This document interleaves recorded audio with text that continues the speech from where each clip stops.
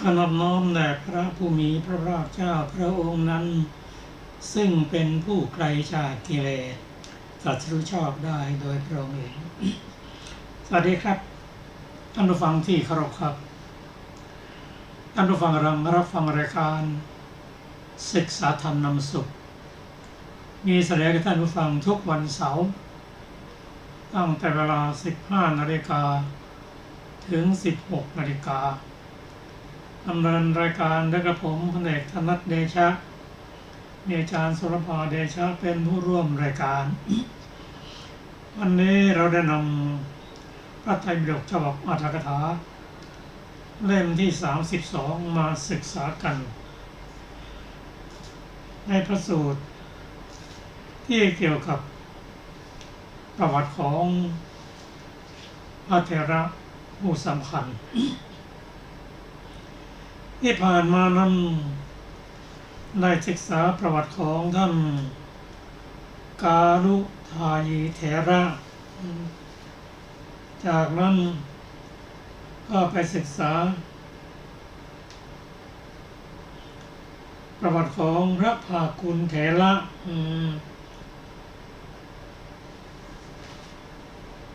และแต่ละท่านได้ศึกษามา7แต่ละ7รูปด้วยกันจากการศึกษาเราได้ทราบว่า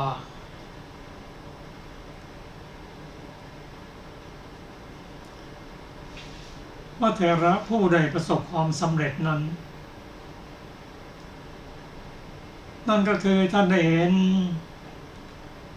ตัวอย่างบุคคลสำคัญภิกษุสำคัญ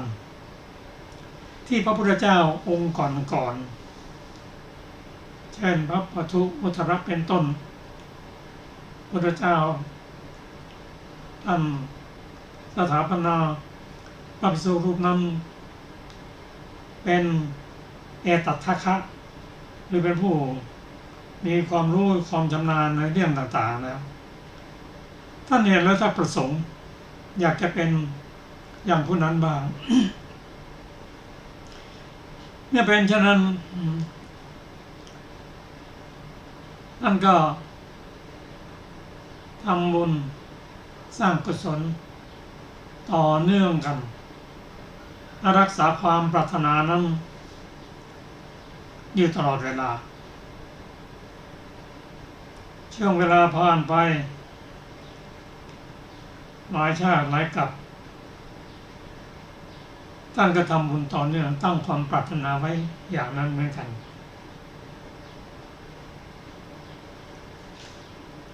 จากการศึกษานั้นถ้า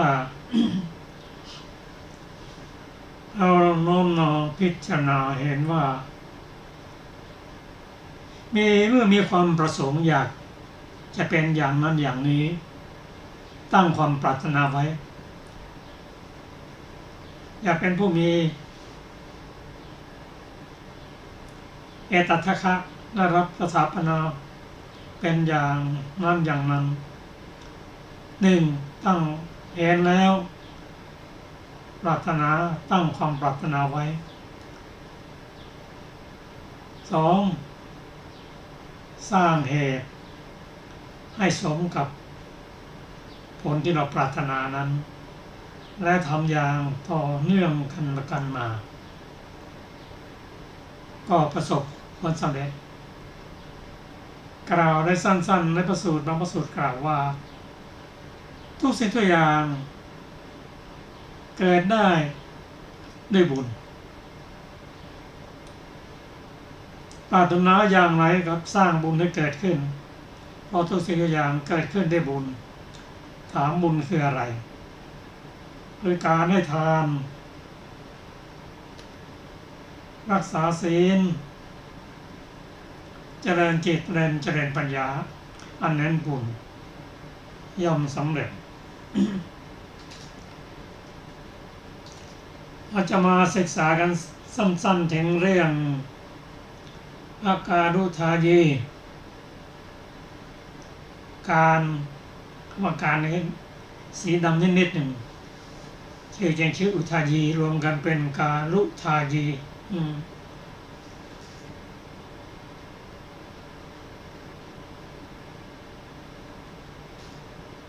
ประวัติของท่านนั้น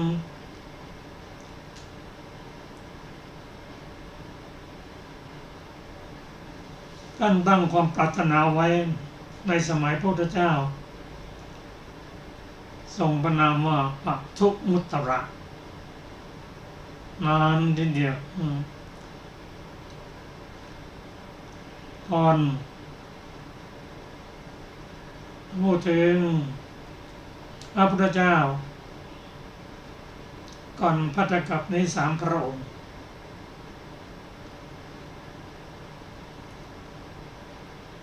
ได้แก่พระวิปัสสี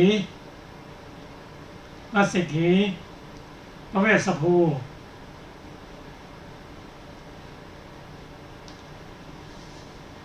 พระเจ้าทรงนามว่ากักกุสันทะโกนาคมนะกัสสปะสมณโคดมเป็นเวลานานเพราะพระพุทธเจ้าแต่ละพระองค์นั้นอายุพระชนท่านยืนนานแค่วิปัสสีนั้นก็ 80,000 ปีพระเจ้าทรงสิกขี 70,000 ปีพระเวสสภู 60,000 ปีพระกักกุสันทะ 40,000 ปีโกนาคมนะ 30,000 ปีพระพุทธเจ้าพระมหากัสสปะ 20,000 ปีมาถึงพระเจ้าของเรานั้นพระชนมายุของพระองค์100 ปี นานแสนนานระหว่างนานแสนนานนั้นผู้ที่ตั้งความปรารถนาไว้ก็บำเพ็ญบุญทำเป็นกุศลในการให้ทานแก่ทักขิยบุคคลมีพระพุทธเจ้าเป็นต้นจึงประสบผลเมื่อปฏิบัติในด้านบุญกุศลนี้มีการให้ทานรักษาศีลสมาธิปัญญานั้นก็ไม่ตกต่ำดำรงอยู่ในภพของเทวดาและมนุษย์เท่านั้นอบายภูมิเป็นอันปิดได้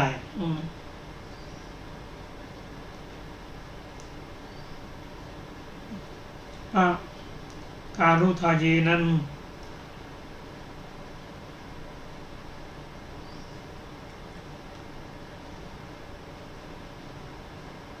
ท่านเกิด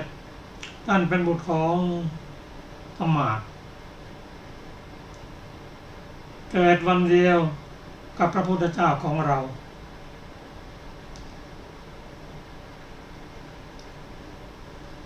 ที่เกิดวันเดียวหรือที่เรียกสหชาตินั้นมีอยู่7 ประการด้วยกันได้แก่นางยโสธราพระอานนท์นายฉันนะและการุทายีมากันทกะต้นโพและขุมทรัพย์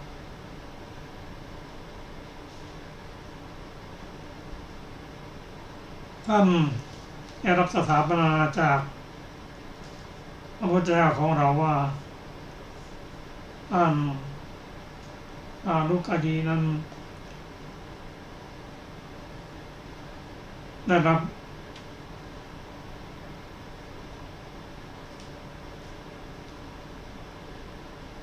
สถาปนาว่าเป็นผู้ที่ทำให้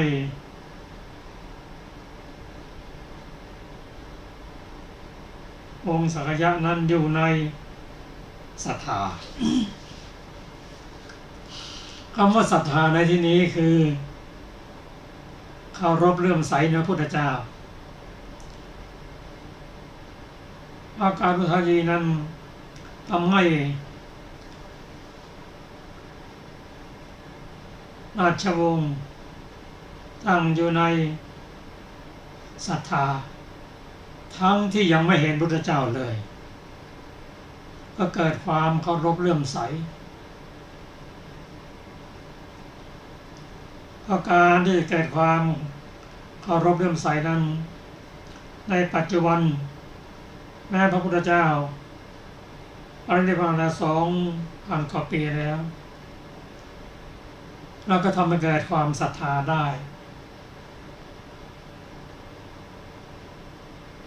เช่นเราไปวัดเห็นพระพุทธรูปก็เกิดความเลื่อมใสศรัทธาในเบื้องต้นจนไปถึงศรัทธาที่ถูกต้องไม่คลอนแคลนเช่นศรัทธาในพระพุทธเจ้าหลังที่ได้อ่านอิติปิโสแล้วศรัทธาในพระธรรมหลังจากที่ศึกษาพระธรรมแล้วปฏิบัติแล้วศรัทธาในพระสงฆ์ซึ่งเป็นเนื้อนาบุญศรัทธาในการตรัสรู้อริยสัจสี่ของพระพุทธเจ้าศรัทธาในเรื่องผลของกรรมถ้าเกิดศรัทธาเคารพเลื่อมใสแล้วแม้ในปัจจุบันนี้ก็เป็นผู้ที่ไม่ตกต่ำไม่ธรรมดาติดอบายได้ในระหว่างที่ยังมีศรัทธาเลื่อมใสทำให้เกิดการเข้าสู่การศึกษาที่สูงได้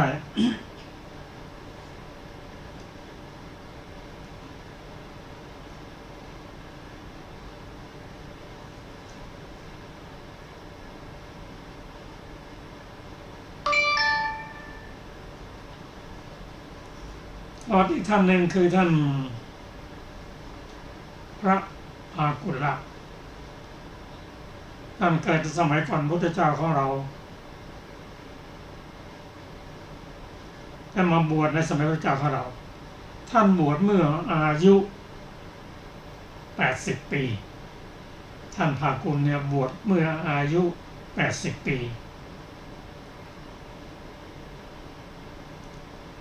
อายุยืนถึง160 ปีพระพุทธเจ้าของเราทรงแต่งตั้งให้เป็นผู้ที่มีอาพาธน้อยท่านไม่ค่อยจะเจ็บป่วย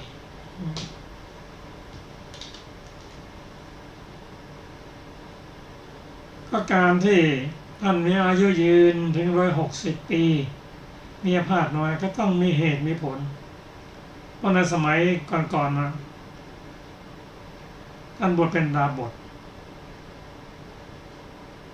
ในการรักษานำเภสัชมารักษาพระพุทธเจ้าซึ่งป่วยเจ็บรักษาพระสงฆ์และตั้งความปรารถนาไว้ว่าขออย่าให้มีอาพาธ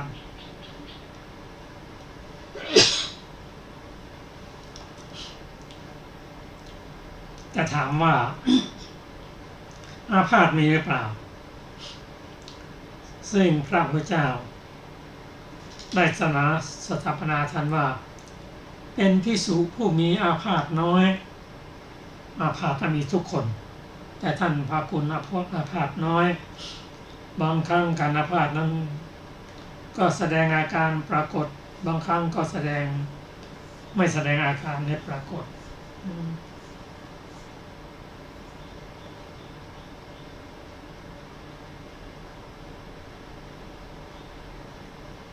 ประวัติต่อไปก็คือประวัติของท่านโสภิตเถระท่านตรงนี้ก็พระพุทธเจ้าทรงแต่งตั้งให้เป็นผู้ที่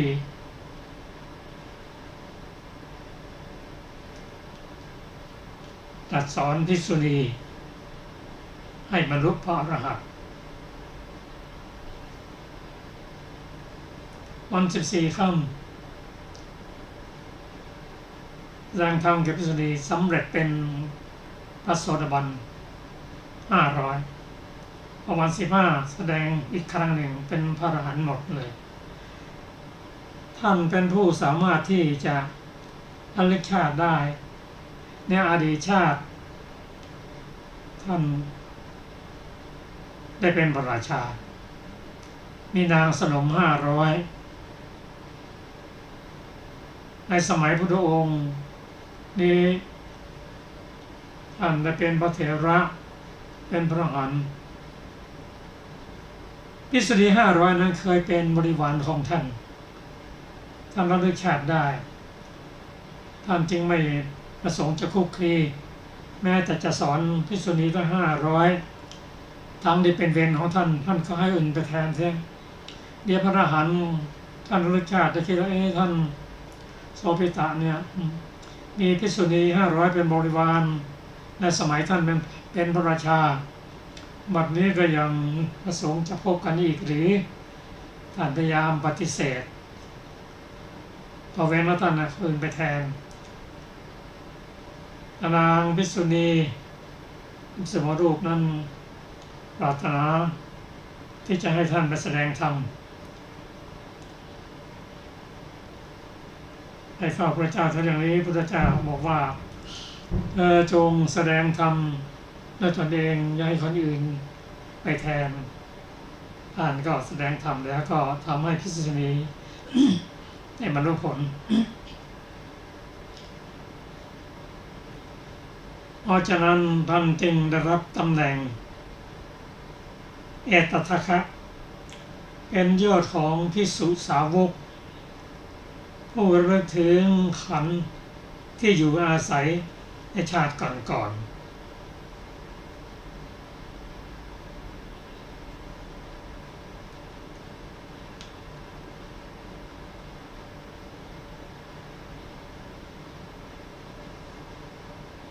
่อมาก็เป็นประวัติของพระอุมาลีพระอุมาลีนี้ในสมัยพระพุทธเจ้าของเรานั้นตอนที่ท่านยังได้ออกบวชนั้นท่านเป็นช่างเกิดในตระกูลของช่างกระบกช่างตัดผมให้กับเจ้าชาย6 พระองค์ด้วยกัน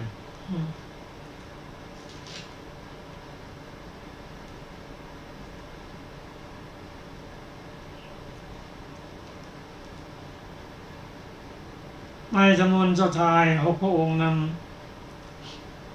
เจ้าชาย6 องค์เราขอให้พระพุทธองค์ทรงบวชให้อุมาลีก่อน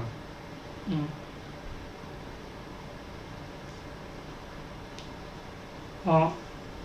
จะได้ลดมานะลงท่านบวชแล้วรับกรรมฐานแล้วศึกษาในสำนักของพระพุทธเจ้าตลอดเวลาได้เรียนรู้หลายวิชาจากพระพุทธเจ้าโดยเฉพาะเรื่องของพระวินัย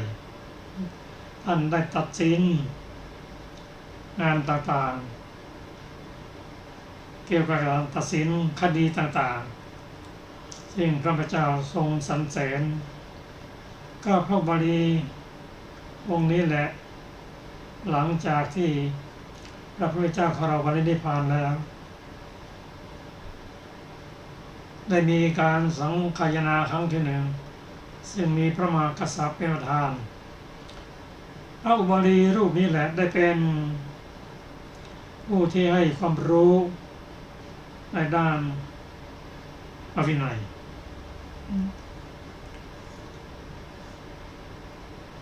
ลำดับต่อไปท่านก็ได้ศึกษาถึงประวัติของท่านนันทะก็ขอเชิญอาจารย์สรภาค่ะ สวัสดีค่ะท่านผู้ฟังที่เคารพทุกท่านในอักขถาสูตรที่8เป็นประวัติของพระนันทเถระในสูตรที่8พึงทราบวินิจฉัยดังต่อไปนี้ด้วยบทว่าอินทริเยสุคุตตัดวารานังท่านแสดงว่าท่านพระนันทเถระเป็นยอดของเหล่าภิกษุสาวกผู้คุ้มครองทวารในอินทรีย์ 6ความจริงพระสาวกทั้งหลายของพระศาสดาชื่อว่าไม่คุ้มครองทวารไม่มีก็จริงถึงอย่างนั้นท่านพระนันทเถระ ต้องการจะมองทิศใดๆในทิศทั้ง10ก็มิใช่มองทิศนั้นๆอย่างปราศจากสติสัมปชัญญะเพราะเหตุนั้นท่านจึงชื่อว่าเป็นยอดของเหล่าภิกษุสาวกผู้คุ้มครองทวารในอินทรีย์ทั้งหลายในปัญหากรรมของท่านมีเรื่องที่กล่าวตามลำดับดังนี้พระเถระรูปนี้ครั้งพระพุทธเจ้าพระนามว่าปัทุมุตตระถือปฏิสนธิในครอบครัวกรุงหงสาวดีเจริญวัยแล้วกำลังฟังธรรมในสำนักพระศาสดาเห็นพระศาสดาสถาปนาภิกษุรูปหนึ่งไว้ในตำแหน่งเอตทัคคะเป็นยอดของเหล่าภิกษุสาวกผู้คุ้มครองทวารในอินทรีย์ทั้งหลายจึงกระทำกุศลให้ยิ่งยวดขึ้นไปปรารถนาตำแหน่งนั้นท่านทำกุศลจนตลอดชีวิตเวียนว่ายอยู่ในเทวดาและมนุษย์ถือปฏิสนธิในพระครรภ์ของพระมหาประชาบดีโคตมีกรุงกบิลพัสดุครั้งนั้นในวันรับพระนามท่านทำหมู่พระประยุรญาติให้ร่าเริงยินดีเพราะเหตุนั้นเหล่าพระประยุรญาติจึงขนานพระนามของท่านว่านันทกุมารแม้พระมหาสัตว์ทรงบรรลุพระสัพพัญญุตญาณแล้วประกาศพระธรรมจักร อันประเสริฐทรงอนุเคราะห์โลกเสด็จจากกรุงราชคฤห์ไปสู่กรุงกบิลพัสดุทรงทำพระพุทธบิดาให้ดำรงอยู่ในโสดาปัตติผลโดยทรงเฝ้าครั้งแรกเท่านั้นวันรุ่งขึ้นเสด็จไปพระราชนิเวศของพระพุทธบิดาประทานโอวาทแก่พระมารดาของพระราหุลตรัสธรรมแก่ชนนอกนั้นวันรุ่งขึ้นเมื่องานอาวาหมงคลอัญเชิญนันทกุมารเข้าเรือนอภิเษกกำลังดำเนินไปพระผู้มีพระภาคเจ้าเสด็จไปนิเวศของนันทกุมารนั้นทรงให้นันทกุมารถือบาทเสด็จบายพระพักตร์ไปพระวิหารเพื่อให้เขาบรรพชางานมงคลอภิเษกก็กีดกันนันทกุมารอย่างนั้นไม่ได้เวลานันทกุมารถือบาทตามเสด็จชนบทกัลยาณีเจ้าสาวก็ขึ้นปราสาทชั้นบนเผยสีหบัญชรร้องสั่งว่าพระลูกเจ้าโปรดกลับมาเร็วๆนันทกุมารนั้นได้ยินเสียงนางก็ได้แต่แลดูด้วยใจรันจวนไม่อาจทำนิมิตหมายตอบได้ตามชอบใจเพราะเคารพในพระศาสดา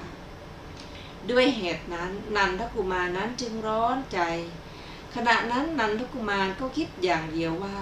พระศาสดาจักให้กลับตรงนี้พระศาสดาจักให้กลับตรงนี้พระศาสดาก็ทรงนำไปพระวิหารให้บรรพชานันทกุมารแม้บรรพชาแล้วก็ขัดไม่ได้แต่นิ่งเสียนับแต่วันบรรพชาแล้วก็ยังคงระลึกถึงคำพูดของนางชนบทกัลยาณีอยู่นั่นเองขณะนั้นเหมือนกับนางชนบทกัลยาณีนั้นมายืนอยู่ไม่ไกลนันทกุมารนั้นถูกความกระสันอยากลาสิกขาบีบคั้นหนักๆเข้าก็เดินไปหน่อยหนึ่งเมื่อเดินผ่านพุ่มไม้หรือกอไม้ก็เหมือนกับพระทศพลมาประทับยืนอยู่เบื้องหน้าท่านเป็นเหมือนขนไก่ที่เอาใส่กองไฟจึงกลับเข้าไปที่อยู่ของตนพระศาสดาทรงพระดำริว่านันทะอยู่อย่างประมาทเหลือเกินไม่อาจระงับความกระสันสึกได้จึงควรทำการดับความร้อนจิตของเธอเสียแต่นั้นก็ตรัสกับพระนันทะว่ามานี่นันทะเราจะไปจาริกเทวโลกด้วยกันพระนันทะทูลถามว่าข้าแต่พระผู้มีพระภาคเจ้าข้าพระองค์จะไปสถานที่ที่เหล่าท่านผู้มีฤทธิ์ไปกันได้อย่างไรตรัสตอบว่าเธอจงทำจิตคิดจะไปอย่างเดียวไปแล้วก็จักเห็นท่านพระนันทะนั้นตามเสด็จจาริกไปเทวโลกกับพระตถาคตโดยอานุภาพของพระทศพลแลดูเทวนิเวศของท้าวสกเทวราชก็เห็นเทพอัปสร500 นางพระศาสดาทรงเห็นว่าท่านพระนันทเถระแลดูโดยสุภนิมิตจึงตรัสถามว่านันทะเท เทพอัปสรเหล่านี้หรือนางชนบทกัลยาณีเป็นที่น่าพอใจ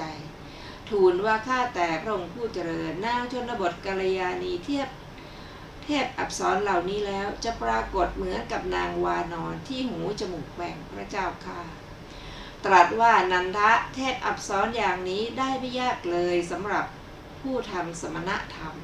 ทูลว่าข้าแต่พระองค์ผู้เจริญถ้าพระผู้มีพระภาคเจ้าทรงรับประกันแก่ข้าพระองค์ก็จะทำสมณธรรมพระผู้มีพระภาคเจ้าตรัสว่านันทะเธอจงวางใจได้เธอจงทำสมณธรรมไปเถิดถ้าเธอทำกาละหรือตายไปอย่างสัตว์มีปฏิสนธิ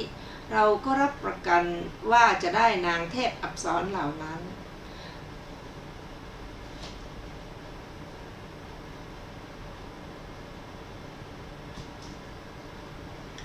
ดังนั้นพระศาสดาเสด็จจาริกไปเทวโลกตามพุทธอัธยาศัยแล้วจึงเสด็จกลับมาพระเชตวันอย่างเดิมตั้งแต่นั้นมาท่านพระนันทเถระก็กระทำสมณธรรมทั้งกลางคืนกลางวันเพราะเหตุอยากได้นางเทพอัปสรพระศาสดาทรงสั่งภิกษุทั้งหลายว่าในสถานที่อยู่ของนันทะพวกเธอจงเที่ยวพูดในที่นั้นๆว่าเขาว่าภิกษุรูปหนึ่ง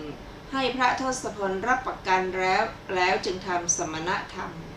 เพราะเหตุอยากได้นางเทพอัปสรทั้งหลายภิกษุเหล่านั้นรับพระพุทธดำรัสแล้วก็เที่ยวพูดว่าเขาว่าท่านนันทะเป็นลูกจ้างเขาว่าท่านนันทะถูกซื้อมาประพฤติพรหมจรรย์เพราะอยากได้นางเทพอัปสรทั้งหลายเขาว่าพระผู้มีพระภาคเจ้าทรงรับประกันท่านนันทะนั้นที่จะได้นางเทพอัปสร500นางซึ่งมีเท้าเหมือนไก่ภิกษุเหล่านั้นยืนอยู่ใกล้ๆนันทะพอจะเห็นพอจะได้ยินเที่ยวพูดไปท่านพระนันทเถระได้ยินเรื่องนั้นคิดว่าภิกษุพวกนี้ไม่พูดถึงผู้อื่นพูดปรารภถึงเราการกระทำของเราไม่ถูกแน่แล้วก็คิดทบทวนแล้วเจริญวิปัสสนาก็บรรลุพระอรหันต์ขณะที่ท่านบรรลุพระอรหันต์นั่นแหละเทวดาองค์หนึ่งก็ทูลเรื่องนั้นแด่พระผู้มีพระภาคเจ้าแม้พระผู้มีพระภาคเจ้าก็ได้ทรงทราบด้วยพระองค์เอง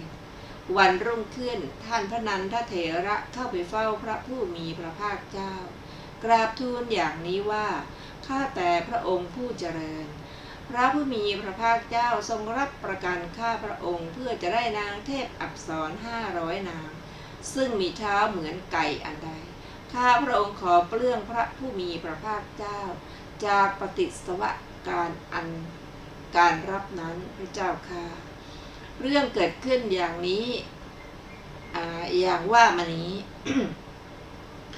ต่อมาภายหลังพระศาสดาประทับอยู่ณพระเชตวันวิหารทรงสถาปนาพระเถระไว้ในตำแหน่งเอตทัคคะเป็นยอดของเหล่าภิกษุสาวกผู้คุ้มครองทวารในอินทรีย์ทั้งหลายแลจบอรรถกถาสูตรที่ 8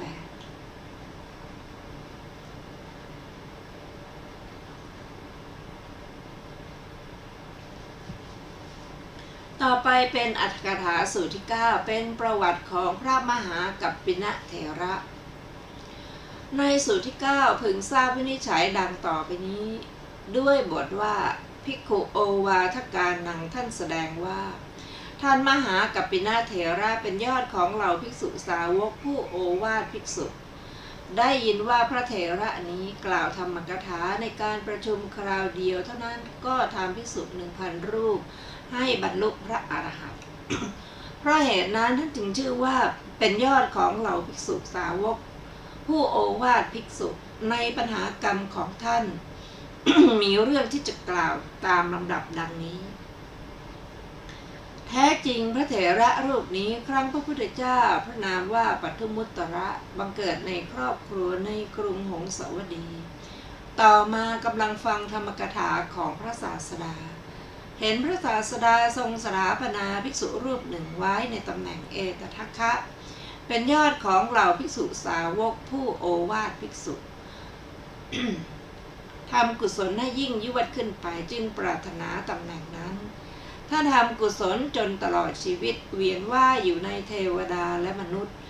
ครั้งพระสัมมาสัมพุทธเจ้าพระนามว่ากัสสปะถือปฏิสนธิในครอบครัวในกรุงพาราณสี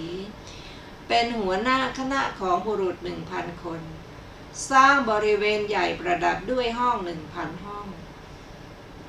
คนแม้ทั้งหมดนั้นกระทำกุศลจนตลอดชีวิตยกกัปปินะอุบาสกให้เป็นหัวหน้าพร้อมด้วยบุตรภริยาบังเกิดในเทวโลกเวียนว่ายอยู่ในเทวดาและมนุษย์ตลอดพุทธันดรหนึ่งครั้งนั้นก่อนพระศาสดาของเราบังเกิดกัปปินะนี้ถือปฏิสนธิในราชนิเวศในนครกุตตวดีในปัจจันตะประเทศบริษัทนอกนั้นบังเกิดในสกุลอมาตย์ในนครนั้นนั่นแหละบรรดาคนเหล่านั้นกัปปินะกุมารครั้นพระราชบิดาล่วงลับไปก็เถลิงเสวตฉัตรเป็นพระราชาพระนามว่ากัปปินะสตรีผู้เป็นแม่เรือนของพระองค์ครั้งสร้างกัลยาณกรรมในชาติก่อนก็บังเกิดในราชสกุลที่มีชาติและโภคทรัพย์ทัดเทียมกันเป็นพระอัครมเหสีของพระเจ้ามหากัปปินะแต่พระนางมีพระชวิวันเสมือนดอกอังกาศจึงมีพระนามว่าอโนชาเทวีแม้พระเจ้ามหากัปปินะก็ทรงสนพระหฤทัยในสุตตะหรือการศึกษาตื่นบรรทมแต่เช้าตรู่ทรงส่งทูตเร็วออกทางพระทวารทั้งสี่ด้วยพระดำรัสสั่งว่าพวกท่านพบเหล่าท่านพหูสูตรทรงสุตตะในที่ใดกลับจากที่นั้นแล้วจงมาบอกเราดังนี้สมัยนั้นพระศาสดาของเราบังเกิดในโลกแล้วทรงอาศัยกรุงสาวัตถีประทับอยู่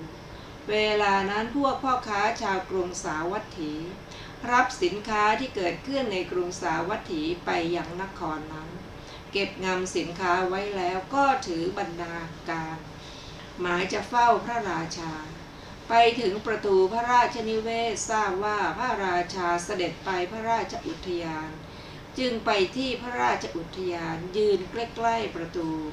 บอกคนเฝ้าประตูพระราชอุทยานครั้งเขาทูลให้ทรงทราบแล้วพระราชารับสั่งให้เข้าเฝ้าพวกเขามอบถวายบรรณาการแล้วยืนถวายบังคมตรัสถามว่าพ่อเอ๋ยท่านพวกท่านมากันจากที่ไหนกราบทูลว่ามาจากกรุงสาวัตถีพระเจ้าข้าตรัสถามว่าแว่นแคว้นเหล่านั้นมีอาหารหาง่ายหรือพระราชาทรงทำอยู่หรือกราบทูลว่าเป็นอย่างนั้นพระเจ้าข้าตรัสถามว่าก็ในบ้านเมืองของท่านมีข่าวคราวอะไรบ้างเล่ากราบทูลว่ามีอยู่พระเจ้าข้าแต่ไม่อาจกราบทูลได้ด้วยทั้งปากที่ยังไม่สะอาดพระราชาจึงให้พระราชทานน้ำด้วยพระเต้าทองพ่อค้าเหล่านั้นบ้วนปากแล้วหันหน้าไปทางพระทศพลประคองอัญชลี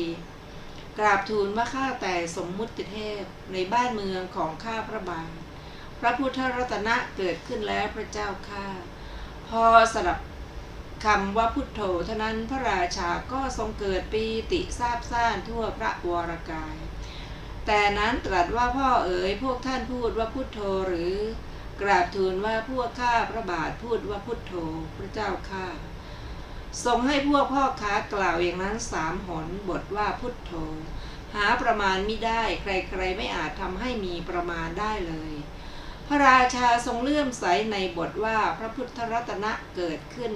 แล้วนั้นก็พระราชทานทรัพย์100,000แล้วตรัสถามว่ามีข่าวอื่นอีกไหมกราบทูลว่าข้าแต่สมมุติเทพพระธรรมรัตนะเกิดขึ้นแล้วพระเจ้าข้าทรงสลับข่าวนั้นแล้วทรงถือปฏิญาณอย่างนั้นเหมือนกันพระราชทานทรัพย์อีก100,000แล้วตรัสถามว่ามีข่าวอื่นๆอีกไหมกราบทูลว่าข้าแต่เทวะพระสังฆรัตนะเกิดขึ้นแล้วพระเจ้าข้าทรงสลับข่าวนั้นแล้วทรงถือปฏิญาณอย่างนั้นเหมือนกันพระราชทานทรัพย์อีก100,000ทรงเขียนบอกข้อที่พระราชทานทรัพย์ลงในหนังสือส่งไปด้วยพระดำรัสสั่งว่าพ่อเอ๋ยพวกท่านจงไปสำนักพระราชเทวีเถิด เมื่อพวกพ่อค้าไปกันแล้วตรัสถามเหล่าอมาตย์ว่าพ่อเอ๋ยพระพุทธเจ้าเกิดขึ้นในโลกแล้วพวกท่านจักทำอย่างไรกันเหล่าอมาตย์ทูลย้อนถามว่าข้าแต่สมมุติเทพพระองค์จะทรงทำอย่างไรตรัสว่าเราก็จักบวชเหล่าอมาตย์กราบทูลว่าเราข้าพระบาทก็จักบวชทั้งหมดต่างก็ไม่เยื่อใยเย่าเรือนหรือทรัพย์สมบัติพากันขึ้นม้าควบขับออกไปเราพ่อค้าไปเฝ้าพระนางอโนชาเทวีแสดงหนังสือถวายพระนางทรงอ่านหนังสือนั้นแล้วตรัสถามว่าพ่อเอ๋ยพระราชาพระราชทานกหาปณะเป็นอันมากแก่พวกท่านทำอะไรกราบทูลว่าข้าแต่พระเทวีพวกข้าพระบาทนำข่าวที่น่ารักมาถวายพระเจ้าค่ะตรัสถามว่าพ่อเอ๋ยพวกท่านอาจให้เราฟังข่าวนั้นได้ไหมกราบทูลว่าข้าแต่พระเทวีก็อาจจะได้แต่พวกข้าพระบาทไม่อาจกราบทูลด้วยทั้งปากที่ไม่สะอาดพระเจ้าค่ะพระนางจึงให้พระราชทานน้ำด้วยพระเต้าทองพ่อค้าเหล่านั้นบ้วนปากแล้วก็กราบทูลทำนองที่ทราบที่กราบทูลพระราชามาแล้วแม้พระนางก็ทรงเกิดความปราโมทย์ให้พวกพ่อค้ารับปฏิญญา3 หนแต่ละบทโดยนัยนั้นเหมือนกันพระราชทานทรัพย์บทละ300,003 บทรวมเป็นทรัพย์900,000เหล่าพ่อค้านั้นได้ทรัพย์รวมทั้งหมดถึง1,200,000ครั้งนั้นพระนางตรัสถามเหล่าพ่อค้าว่าพระราชาเสด็จไปไหนเหล่าพ่อค้ากราบทูลว่าข้าแต่พระเทวีพระราชาเสด็จออกไปหมายจะทรงผนวดพระเจ้าข้าพระนางทรงส่งพวกพ่อค้าไปด้วยพระดำรัสว่าพ่อเอ๋ยถ้ากระนั้นพวกท่านจงกลับไปเสียแล้วรับสั่งให้เรียกเหล่าแม่บ้านของเหล่าอมาตย์ที่ไปกันกับพระราชามาแล้วตรัสถามว่าแม่เอ๋ยพวกเธอรู้สถานที่พวกสามีเธอไปไหมกราบทูลว่าข้าแต่พระแม่เจ้าไม่ทราบเพคะพวกสามีข้าพระบาทไปเล่นสวนกับพระราชานี่เพคะตรัสว่าแม่เอ๋ยเขาไปกันแล้วแต่ไปในสุดนั้นแล้วฟังข่าวว่าพระพุทธเจ้าเกิดขึ้นแล้วพระธรรมเกิดขึ้นแล้วพระสงฆ์เกิดขึ้นแล้วก็ไปกันหมายจะบวชในสำนักพระทศพลพวกเธอจะทำอย่างไรกราบทูลย้อนถามว่าข้าแต่พระแม่เจ้าก็พระองค์ประสงค์จะทรงทำอย่างไรตรัสตอบว่าเราก็จักบวชกราบทูลว่าถ้าเช่นนั้นพวกข้าพระบาทก็จักบวชทั้งหมดต่างให้เทียมรถพากันออกไปฝ่ายพระราชาเสด็จถึงฝั่งแม่น้ำคงคาพร้อมกับอมาตย์1,000 คนขณะนั้นแม่น้ำคงคาเปี่ยมน้ำเห็นแม่น้ำคงคานั้นแล้วต่างก็ดำริและอธิษฐานว่าแม่น้ำคงคาเปี่ยมน้ำเกลื่อนด้วยปลาร้ายไม่มีทาสหรือมนุษย์ที่มากับพวกเราซึ่งจะพึงให้เรือหรือแพแก่พวกเราในที่นั้นแต่ธรรมดาว่าพระคุณทั้งหลายของพระศาสดาแผ่ไปเบื้องล่างแต่อเวจีมหานรกจนถึงพระวัคคะพรหมก็ถ้าพระศาสดาทรงเป็นพระสัมมาสัมพุทธเจ้าไซร้ขอหลังกีบม้าเหล่านี้จงอย่าเปียกน้ำเลยแล้วก็ควบขับม้าไปทางหลังน้ำแม้เพียงกีบม้าแต่ละตัวก็ไม่ได้เปียกน้ำเลยพึงฝั่งถึงฝั่งโน้นเหมือนไปโดยราชมังคาแต่แล้วก็ถึงมหานาทีอื่นๆข้างหน้าตรัสถามว่าแม่น้ำแห่งที่2ชื่ออะไรกราบทูลว่าชื่อว่านีลวาหินีมีประมาณครึ่งโยชน์ทั้งส่วนลึกทั้งส่วนกว้างพระเจ้าข้าในแม่น้ำนั้นไม่มีสัจจกิริยาอย่างอื่นพากันข้ามแม่น้ำที่กว้างถึงครึ่งโยชน์ด้วยสัจจกิริยาแม้นั้นทั้งถึงมหานาทีที่3ชื่อว่าจันทรภาคาก็พากันข้ามด้วยสัจจกิริยานั้นนั่นเองในวันนั้นแม้พระศาสดาทรงออกจาก มหาการุณาสมาบัติตรวจดูสัตว์โลกในเวลาใกล้รุ่งก็ทรงเห็นว่าวันนี้พระเจ้ามหากัปปินะทั้งสละราชสมบัติมีอมาตย์เป็นบริวารจักเสด็จมาตลอดระยะทาง300 โยชน์เพื่อทรงผนวดในสำนักเราทรงดำริว่าควรที่เราจะไปทำการต้อนรับพวกเขาจึงทรงปฏิบัติสรีรกิจแต่เช้าตรู่มีภิกษุสงฆ์เป็นบริวารเสด็จบิณฑบาตณกรุงสาวัตถีภายหลังเสวยแล้วเสด็จกลับจากบิณฑบาตลำพังพระองค์เองเสด็จเหาะไปประทับนั่งสมาธิณต้นไทรใหญ่ซึ่งมีอยู่ตรงท่าที่คนเหล่านั้นจะข้ามริมฝั่งแม่น้ำจันทรภาคาทรงดำรงพระสติเฉพาะหน้าเปล่งพระพุทธฉัพพนรังสีคนเหล่านั้นข้ามทางเท่านั้นเห็นพระพุทธรัศมีแล่นไปมาพบพระพักตร์ของพระทศพลมีพระสิริเหมือนเพ็ญจันทร์ก็ตกลงใจโดยการเห็นเท่านั้นว่าพวกเราบวชเจาะจงพระศาสดาพระองค์ใดพระศาสดาพระองค์นั้นเป็นพระองค์นี้แน่แท้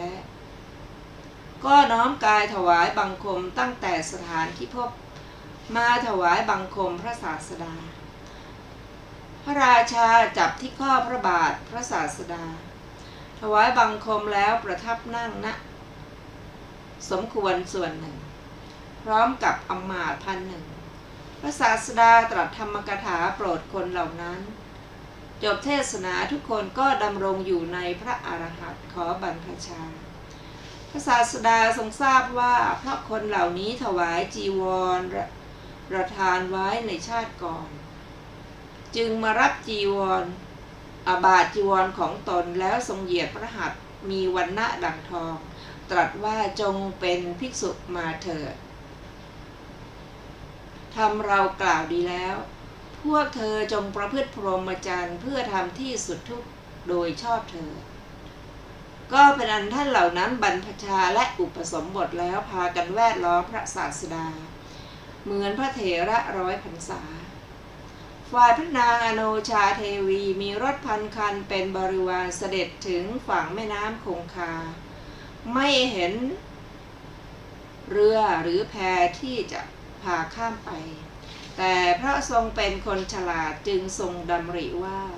พระราชาก็คงจักทรงทำสัจจกิริยาเสด็จไปก็พระศาสดานั้นไม่ใช่ทรงบังเกิดมาเพื่อคนพวกนั้นอย่างเดียว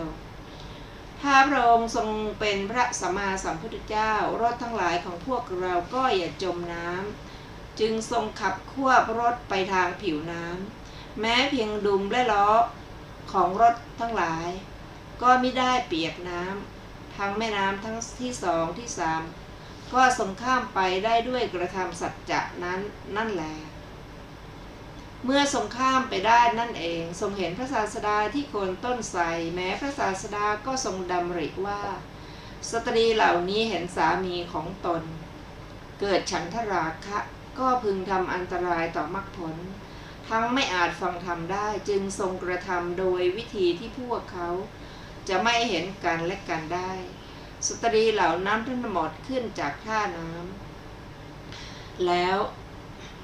จึงถวายบังคมพระทศพลแล้วนั่งพระศาสดาตรัสธรรมกถาโปรดสตรีเหล่านั้นจบเทศนาสตรีทุกคนก็ดำรงอยู่ในโสดาปัตติผลจึงเห็นซึ่งกันและกันพระศาสดาทรงดำริว่าอุบลวรรณาจงมาพระเถรีก็มาให้สตรีทุกคน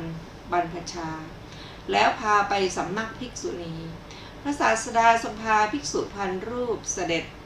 ไปพระเชตวันทางอากาศครั้งนั้นท่านพระมหากัปปินะเถระรู้ว่ากิจตนถึงที่สุดแล้วก็เป็นผู้ขวนขวายน้อยทำเวลาให้ล่วงไปด้วยสุขในพระสมาบัติอยู่ป่าก็ดีอยู่โคนไม้ก็ดีอยู่เรือนว่างก็ดีก็เปล่งอุทานเนืองๆว่าอโหสุขขังอโหสุขขังคือโอสุขจริงโอสุขจริงภิกษุทั้งหลายเกิดพูดกันขึ้นว่าท่านพระ กัปปินะเถระระลึกถึงสุขในราชสมบัติจึงเปล่งอุทานพากันไปกราบทูลพระตถาคตพระผู้มีพระภาคเจ้าตรัสว่าบุตรเราปรารภสุขในมรรคสุขในผลจึงเปล่งอุทานแล้วตรัสพระคาถาในพระธรรมบทดังนี้ว่าบัณฑิตมีใจผ่องใส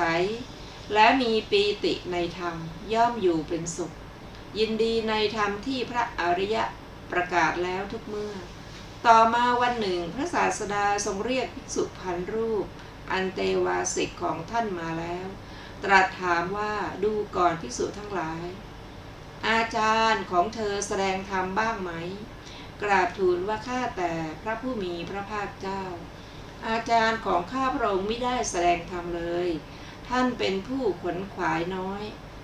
ประกอบเนืองแต่สุขวิหารธรรมในปัจจุบันอยู่ไม่ให้แม้แต่เพียงโอวาทแก่ใครๆพระศาสดารับสั่งให้เรียกท่านมาแล้วตรัสถามว่ากัปปินะเขาว่าเธอไม่ให้แม้แต่เพียงโอวาทแก่อันเตวาสิกทั้งหลายจริงหรือท่านกราบทูลว่าข้าแต่พระผู้มีพระภาคเจ้าจริงพระเจ้าข้าตรัสว่าดูก่อนพราหมณ์เธออย่าทำอย่างนั้นตั้งแต่วันนี้ไปเธอจงแสดงธรรมแก่อันเตวาสิกทั้งหลายท่านรับพระพุทธดำรัสด้วยเสียงกล้าวว่าดีละพระเจ้าข้าแล้วแสดงธรรมสอนสมณะพันรูปในการประชุมคราวเดียวเท่านั้นให้เธอบรรลุพระอรหันต์หมดทุกรูปต่อมาพระศาสดาประทับกลางสงฆ์กำลังทรงสถาปนาพระเถระทั้งหลายในตำแหน่งต่างๆตามลำดับจึงทรงสถาปนาท่านพระมหากัปปินะเถระไว้ในตำแหน่งเอตทัคคะเป็นยอดของเหล่าภิกษุสาวกผู้โอวาทภิกษุแลก็จบอรรถกถาสูตรที่9ต่อไปเราจะได้ศึกษาในอรรถกถาสูตรที่10เป็นประวัติของพระสาคตเถระในสูตรที่10พึงทราบวินิจฉัยดังต่อไปนี้ ด้วยบทว่าเตโช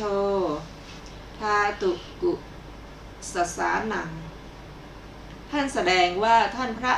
สาคตเถระเป็นยอดของเหล่าภิกษุสาวกผู้ฉลาดเข้าเตโชธาตุความจริงพระเถระนี้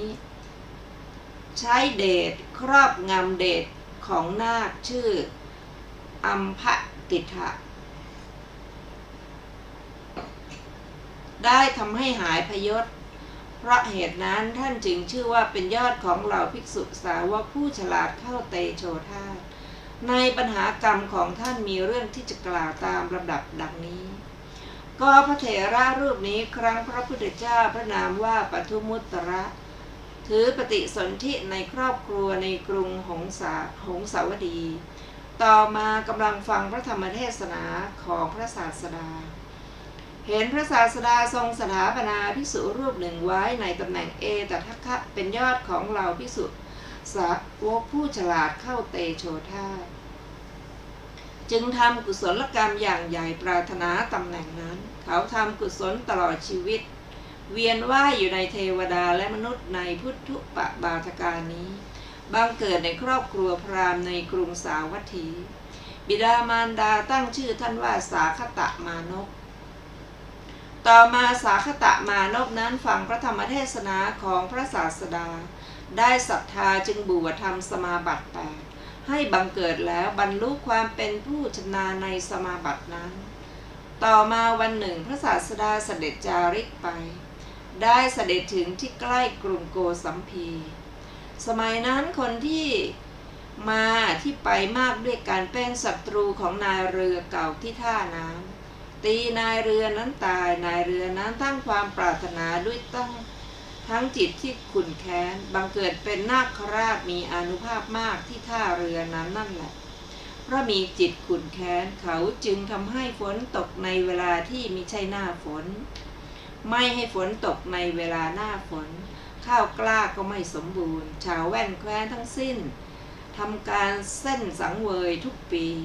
เพื่อให้นาคราชนั้นสงบสร้างบ้านเรือนหลังหนึ่งให้นาคราชนั้นอยู่ แม้พระศาสดาก็เสด็จข้ามทางท่านั้นมีภิกษุสงฆ์แวดล้อมได้เสด็จไปทรงมีพระประสงค์จะประทับอยู่คืนหนึ่งณที่นั้นครั้งนั้นพระเถระนี้ทราบว่าเขาว่ามีนาคราชดุอยู่ที่นั้นจึงคิดว่าควรจะทรมานนาคราชนี้ให้หายพยศแล้วจัดแจงที่ประทับอยู่สำหรับพระศาสดาดังนี้แล้วเข้าไปยังที่อยู่ของนาคนั่งขัดสมาธินาคโกรธว่าสมณะโล้นนี้ชื่ออะไรจึงบังเกิดเข้าไปนั่งอย่างที่ของเราแล้วจึงบังหวนควรขึ้นพระเถระก็ทำบังหวนควรยิ่งกว่าพระยานาคทำไฟลุกโพลงพระเถระก็ทำไฟลุกโพลงยิ่งกว่าครอบงำเดชของนาคนั้นนาคคิดว่าภิกษุรูปนี้ใหญ่จริงหนอจึงหมอบกราบลงแทบเท้าพระเถระกล่าวว่าท่านผู้เจริญข้าพระเจ้าขอถึงท่านเป็นสรณะพระเถระบอกว่ากิจด้วยสรณะสำหรับเราไม่มีดอกท่านจงถึงพระทศพลเป็นสรณะเถิดนาคนั้นรับคำว่าดีละแล้วเป็นผู้ถึงสรณะนาคนั้นได้ถึงพระทศพลผู้มีพระเศียรคือสัพพัญญุตญาณอันประเสริฐผู้มีพระเกล้างามคือนิพพานอารมณ์อันประเสริฐผู้มีพระนราชคือจตุถญาณอันประเสริฐผู้มีรัศมีพระอุณาโลมคือสมาปฏิญาณดังวชิระอันประเสริฐผู้มีพระโขนงทั้งคู่อันประเสริฐเกิดความงามแห่งนีลกสิณผู้มีคู่พระจักษุคือทิพยจักษุปัญญาจักษุและสมันตจักษุอันประเสริฐผู้มีคู่พระโสตคือทิพยโสตญาณอันประเสริฐผู้มีพระนาสิกโดมคือโคตรภูญาณอันประเสริฐผู้มีคู่พระปางหรือแก้มคือมัคคผลญาณและวิมุตติพระญาณอันประเสริฐผู้มี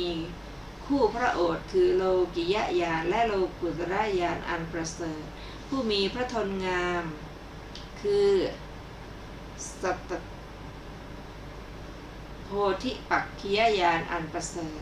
ผู้มีพระเขี้ยวสี่คือจตุมัคคญาณอันประเสริฐผู้มีพระชิวหาคือจตุสักตญาณอันประเสริฐผู้มีพระหานุคาคืออัปปติหตญาณคือพยานที่ไม่มีอะไรขัดขวางอันประเสริฐผู้มีพระสอคือญาณเครื่องบรรลุวิโมกข์อันยอดเยี่ยมอันประเสริฐผู้มีพระพาหาหรือแขนคือจตุเวสารัชญาณอันประเสริฐผู้มีพระองคุลีนิ้วกลมงามคือทัสสานุสติญาณอันประเสริฐผู้มีแผ่นพระอุระอกเต็มคือสัตตโพชฌงค์ผู้มีคู่พระฐานนมคืออาสยนุสยานอันประเสริฐผู้มีพระวรกายท่อนกลางคือทศพลญาณอันประเสริฐผู้มีพระชงแข้งคือปัญญินทรีย์และปัญจพละอันประเสริฐผู้มีคู่พระอุระคือขาคือทศกุศลกัมปะปะทะอันประเสริฐผู้มีสังคติคือขออภัยคือศีลสมาธิปัญญาอันประเสริฐผู้มีบางสุกุลจีวรเครื่องปกปิดพระวรกายคือหิริโอตปะอันประเสริฐผู้มีพระอันตรวาสกสบงคืออัฏฐังคิกะมัคคยานอันประเสริฐผู้มีประคตเอวคือจตุสิปทานอันประเสริฐเป็นสรณะพระพุทธเจ้าท่านให้แจ่มแจ้งแล้วดังกล่าวมานี้พระผู้มีพระภาคเจ้าทรงบรรลุแม้พระสัพพัญญุตญาณแล้วตั้งแต่นั้นมานาคก็ไม่เบียดเบียนใครๆทำฟ้าฝนให้ตกต้องตามฤดูกาลข้าวกล้าทั้งหลายก็สมบูรณ์พูนผลท่านผู้ฟังที่เคารพค่ะวันนี้รายการศึกษาธรรมนำสุขก็ได้หมดเวลาลงแล้วขอขอบพระคุณทุกท่านที่ได้ร่วมศึกษาด้วยกันเราจะมาพบกันใหม่ในวันศุกร์หน้าเวลา 14 นาฬิกาเป็นต้นไปขอมีความสุขสวัสดีเจริญในธรรมยิ่งๆค่ะวันนี้สวัสดีค่ะ